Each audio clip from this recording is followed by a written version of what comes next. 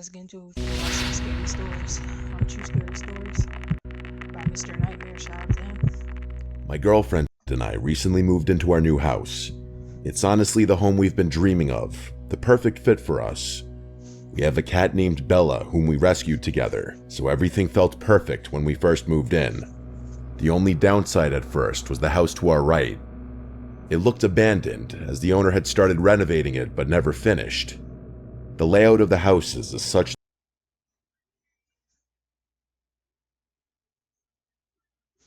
What happened?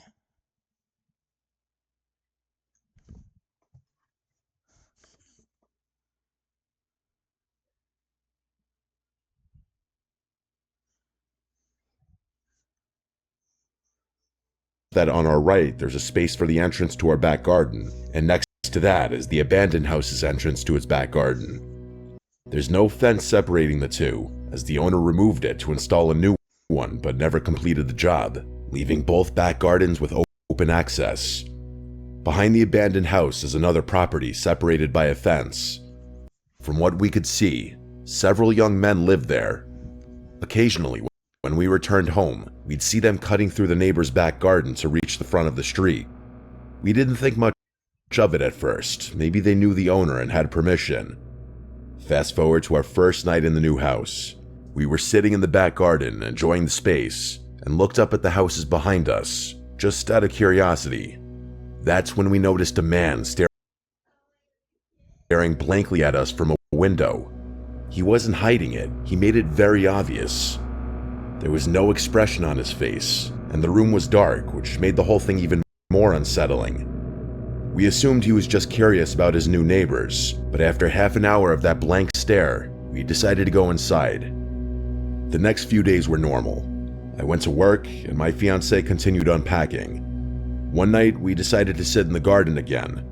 It was dark, but we enjoyed looking at the stars and having deep conversations, until we heard the makeshift wooden board fence being moved. 3 men appeared, standing there, staring at us. "Are you okay?" I asked, knowing they wouldn't leave unless I said something. The youngest looking one, around 29, was holding a big bag, and we had no idea what was inside. He offered us some stolen washing up tablets, which we declined. I made a joke about it because the situation felt so awkward. He smiled and said okay, and then they left. What struck me was how they just let themselves into our garden without saying anything, like as if they had every right to be there. We went back inside, thinking it was a one-off, but it all started getting worse from there. They began helping themselves into our garden more often and acting in ways that were clearly meant to intimidate us. They would get into the next door house by lifting up the fence that separated the back gardens and walking through. I forgot to mention, my girlfriend and I are both 20 years old, so of course the idea that they might be trying to intimidate us as 2 young women was the first thing that crossed our minds. One day, while I was cleaning the front room, 2 police officers came around the side of our house and entered the abandoned garden. They lifted up the fence and looked around for a few minutes before leaving without saying anything. I thought it was strange, but continued with my day, assuming maybe the people next door were trouble.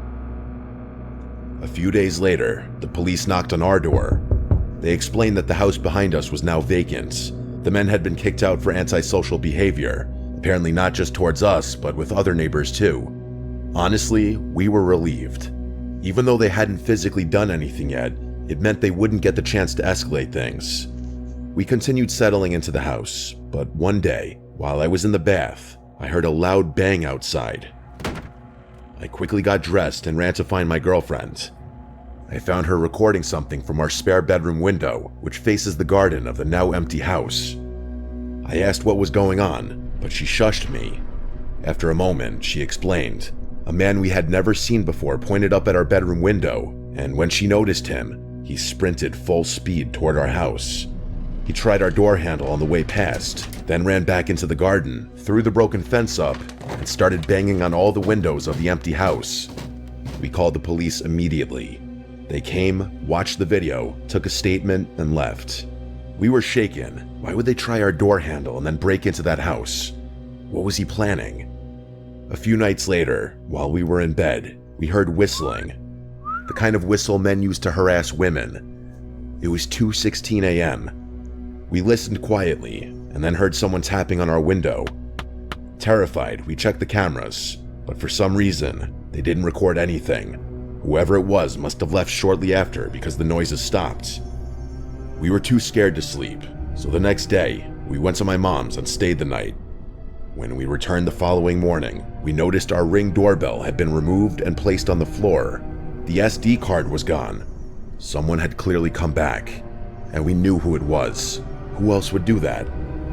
We called the police again, and they told us to keep all the doors and windows locked. The woman on the phone even said that the removal of the camera could be a sign that they were planning something, which terrified us even more. But at least she was honest. The whistling, banging, and attempts to re-enter the house continued for weeks. We made multiple police reports. They never tried our door again, so we hoped it was over. But 3 weeks later, while in bed watching funny clips from our camera, we checked the live feed. That's when we saw a man outside, wearing a black mask covering his mouth and nose, with his hood up, standing in front of our garden with his arms spread wide, like he was imitating Jesus on the cross. He stared up at our bedroom window with his head tilted. We froze. At the time, we had moved the camera inside the house, so it didn't record. We were so shaken we didn't even think to screen record. He then spoke, but we couldn't hear what he said. Then he turned around, walked to the opposite side of the street, and just stood there, staring at our house for about 30 minutes. We called the police again. They said it wasn't illegal to stare at someone's property and dismissed the whole thing, even when we told them what he did on our lawn. They made us feel like we were overreacting. We couldn't sleep for days. Any noise outside terrified us, even normal ones. Then, one night at 2:52 a.m., we got a notification. I woke my girlfriend and said, "Someone's outside, I know it. Please check the camera." She did, and there they were. 2 masked men coming from the side of our house, shining flashlights into our windows. One of them, the same man who had been harassing us, was holding what looked like a crowbar. Why us? What was the point of this? For days on end, he would stand across the street, pointing, waving, or shouting things up at our window. Every time we looked, he would stare blankly at us. It was clearly meant to scare us, and it worked. We kept contacting the police, but they've done very little. The harassment continues. We've got cameras now, and we record everything, but we feel powerless. Just earlier today, he stood outside again, staring up at us. We got it on video, and we're absolutely terrified, but we'll update if anything else happens.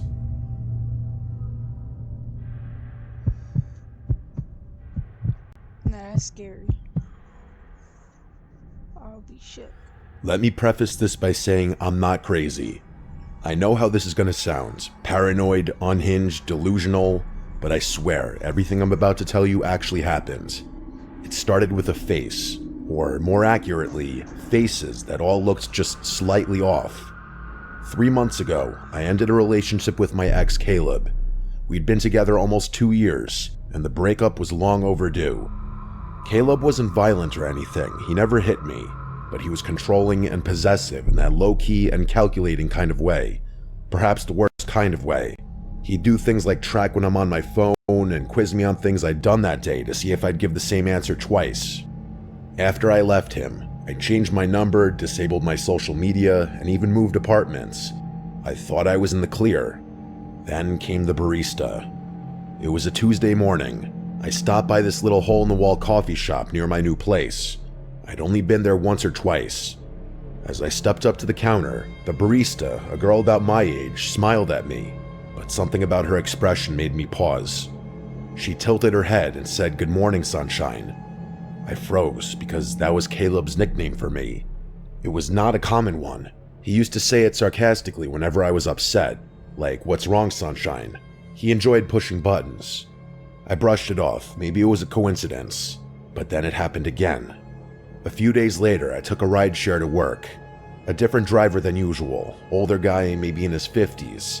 He kept glancing in the rearview mirror like he was trying to recognize me, and then he asked me if I ever figured out what I was running from. He said it as casual as could be. I simply responded, "What?" And he just chuckled and shook his head, like I was in on some joke. Caleb said that to me once. After I told him I needed time to figure myself out, he leaned in, dead serious, and asked, "Ever figure out what you're running from?" Now, 2 strangers have repeated things he said, word for word. It kept happening. A woman at the grocery store bumped into me and whispered, "You don't get to just disappear." A guy on the street said, "Still wearing your hair like that," as he passed. Another one, someone who worked in my building, said, "You always liked this song," while humming the exact tune Caleb used to play when we argued. It wasn't their faces that freaked me out, it was the way they looked at me, like they knew me, or at least thought they did. They all had different faces, but their eyes all had the same expressions. I started thinking I was going crazy. I mean, what else could explain it? So I did something I wasn't proud of. I contacted Caleb. Not directly. I sent a message to his sister. I told her to tell him to stop. I figured maybe he hired a private investigator. Maybe he was stalking me or pulling strings, telling people things about me. I just wanted it to stop. She texted back the next day, saying, "I don't know what you're talking about. Caleb's in rehab. He's been there for 6 weeks with no phone." I didn't believe her. I thought she was covering for him. That is, until I saw a picture she posted of him on Facebook a week later, looking pale and sunken in, holding one of those one-day sober chips. So it couldn't be Caleb, or at least not directly. I couldn't shake the feeling that these strangers knew things they shouldn't, though. One night, I stayed late at work. I didn't want to go home because my apartment didn't feel safe anymore. Not that anything bad happened inside of it, I just didn't like being alone. Around 10 p.m., I finally called it a night. I walked the 10 minutes to my place, keeping my head down, headphones in, but no music playing. Something I learned to do so I could still hear if someone was following me. When I turned the corner onto my block, I saw someone sitting on the stoop of the building across from mine. A young man with his hoodie up but his head down. I almost ignored him until he spoke. He said, "Cold out tonight, huh, sunshine?" I stopped walking. He didn't look at me, he just stared at the sidewalk like he was reading something on it. I slowly walked past and didn't say a word. When I reached my building, I went upstairs and locked every bolt on the door. I sat on the couch for hours, just listening to nothing. Eventually, I fell asleep. The next morning, I woke up to find my doormat flipped over. That might not sound like a big deal, but I live alone, and the door to my unit is on the top floor. You don't just accidentally walk by my place. The underside of my mat had something scribbled in pen. It said, "You can change your face too if you want, but I'll still recognize you." I didn't know what it meant, but I still threw up. That day, I booked a hotel for the weekend. I left my apartment without packing anything. I didn't feel safe even grabbing clothes, I just needed to be somewhere crowded. The hotel clerk gave me a room on the 4th floor. It was small, quiet, and kind of stuffy, but it felt safe. But only until around 2 a.m., when someone knocked on my door. There were 3 slow knocks. I sat up in bed and waited. They knocked again eventually. I peeked through the peephole, and it was a woman, maybe in her 40s. Her face was totally blank and expressionless. She was just staring straight at the door. She didn't say anything, so I didn't make a sound, and eventually she left. It was one of the most disturbing things I'd ever seen. The next morning, I asked the front desk if someone had come by to my room. They said no one should have been up there, especially that late. All the rooms on my floor were vacant. That's when it clicked. These weren't random people. They were being sent and fed my details. They were given phrases Caleb used. But if it weren't Caleb, who would do it? And why? I thought about Caleb in rehab, about his obsession with control and making sure I was never fully gone. He didn't need to be the one knocking, he just needed to send others to do it. So I started digging, and there was one conversation I remembered from months before the breakup. Caleb talking about a forum he was on, a place where people shared tactics. He made it sound like it was for productivity or self-improvement. I don't remember the name of it. Honestly, I don't think he ever gave me the name. But in retrospect, it sounded like some creepy, cultish roleplay crap, except it's happening to me for real. Someone, probably Caleb, had hired people to say his words and mimic his patterns, so that even if he was out of my life technically, I'd still be constantly reminded of him. It wasn't stalking in the traditional sense. It was psychological graffiti. Like he was spraying himself onto strangers so I could never be sure who I was looking at. I don't think it's about watching me, but rather about making sure I never stop watching for him. I moved again and disappeared off social media again. I even dyed my hair. I told friends not to tell anyone where I was. It worked until last week. I was walking home from the bookstore and a woman passed me on the street and said, "Still hiding behind books, Sunshine?" She didn't stop walking even just to look at me. I don't think this will ever stop. Maybe he paid some crazy underground service to do this to me for a year, who knows? Maybe he made it public. Maybe this is some sick underground game now. Who can scare Sunshine the best? Who can get the closest without touching? I can't trust anyone's face anymore. The constant paranoia is truly eating away at my mental health. Oh, that's insane. I'll be frightened. Yeah, that's wild. My family is a group of homebodies that don't travel, so everyone was surprised when my aunt proposed a trip to one of Michigan's Great Lakes. We agreed, wanting to create new memories together. My cousin booked a spacious Airbnb that could somehow accommodate all 18 of us, which felt like a miracle considering the price. The house sat right on the beach, with gorgeous lake views that stretched for miles, almost like an ocean. Most of us claimed rooms in the main house, but because of our large group, some of us were placed in a second building directly behind it, a 2-story garage with bedrooms upstairs. My 3 cousins and I were assigned to sleep there. At first, we didn't think much of it. We spent most of the first day enjoying the hot tub, relaxing on the beach, and soaking in the scenery. It wasn't until night that we entered the garage for real. The space was outdated and neglected, with carpeted bathrooms that smelled like mold, stained bed linens, and a poorly secured latch on the door.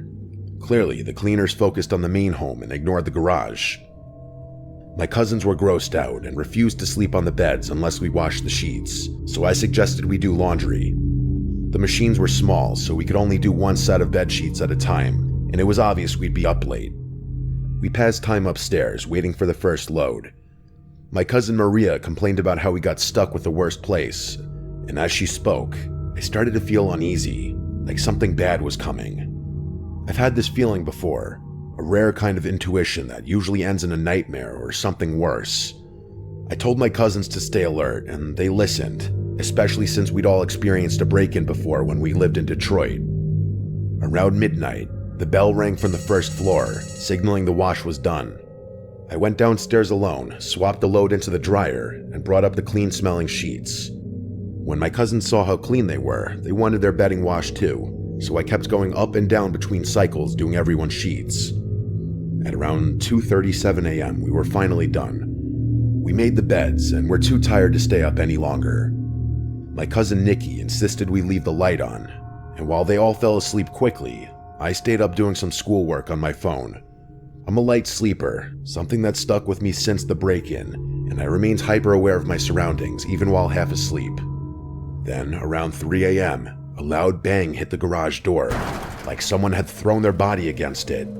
I sat up, startled, but my cousins didn't move. I tried telling myself it was just wind, though the noise was too heavy for that. Still, I stayed quiet and tried to sleep. But then it happened again, same deafening crash, this time shaking the garage door. The building trembled from the impact. I was fully awake now, watching the lamp-lit room as my cousins continued to sleep. No animal or gust of wind could cause that. 20 minutes later, the third boom hit. The garage shook again, and finally, 2 of my cousins bolted upright. I asked if they heard that, already knowing the answer. Nikki asked what that was, and I said I don't know, but this is the 3rd time I'm hearing it. We all agreed no wind could cause that sound. Nikki suggested texting her mom, my aunt, so we did. It was 4:11 a.m. when she responded, realizing something serious must be going on. She woke my uncle, who ran outside to check the property. We stayed upstairs, too afraid to move, until we heard knocking. It was my uncle at the door, and when we opened it, we saw him standing there with my dad and a few of our older male cousins. That's when I knew it was serious. There was no wind, no one playing around. My uncle told us to grab our things that were going to the main house. Then he said there was someone on the property, and that's what made my heart sink. I threw everything into my suitcase, and we all rushed out of the garage. Once inside the main house, most of the family woke up from the noise and commotion. We sat in the living room trying to piece it all together. I told them about the first 2 loud crashes, and my cousins confirmed the third. My aunt explained that when my uncle went out to investigate, she followed him. He shouted "hey" at someone standing behind the garage. The door to the main house slammed behind her right then, and there was no wind to explain it. She feared someone might have slipped into the house, so she ran to wake my dad and cousins. After searching, no one else was found inside.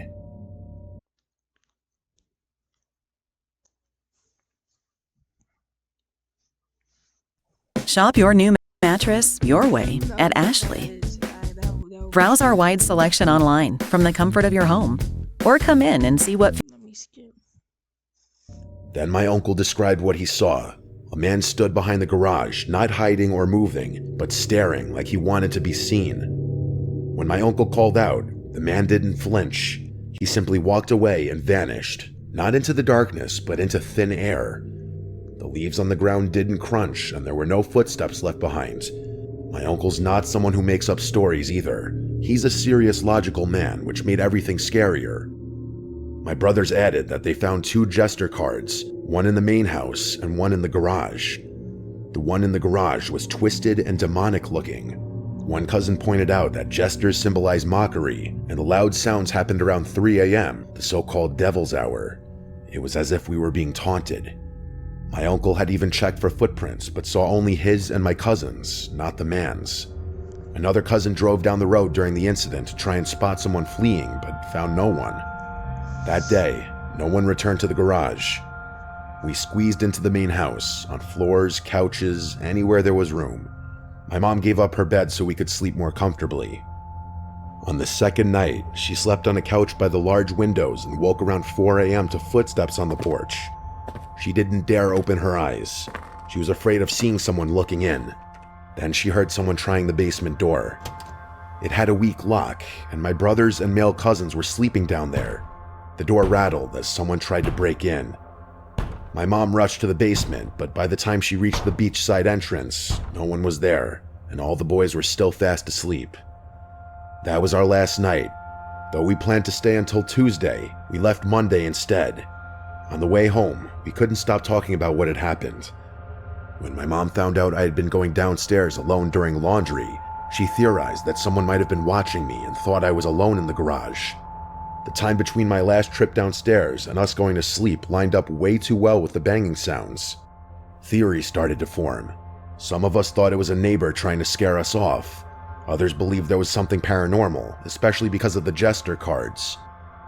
My aunt pointed out that a normal person would have run when my uncle spotted them, but this man didn't run. He just watched and disappeared.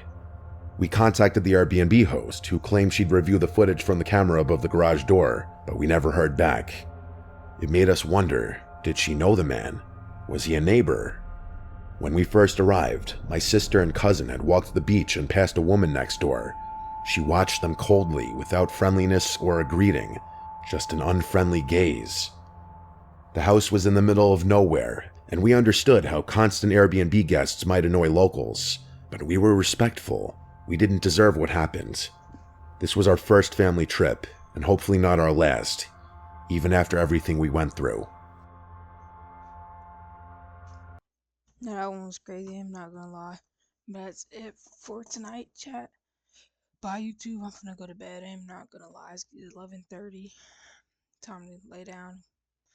Know what I'm saying? I'm gonna post this on YouTube soon. See y'all tomorrow.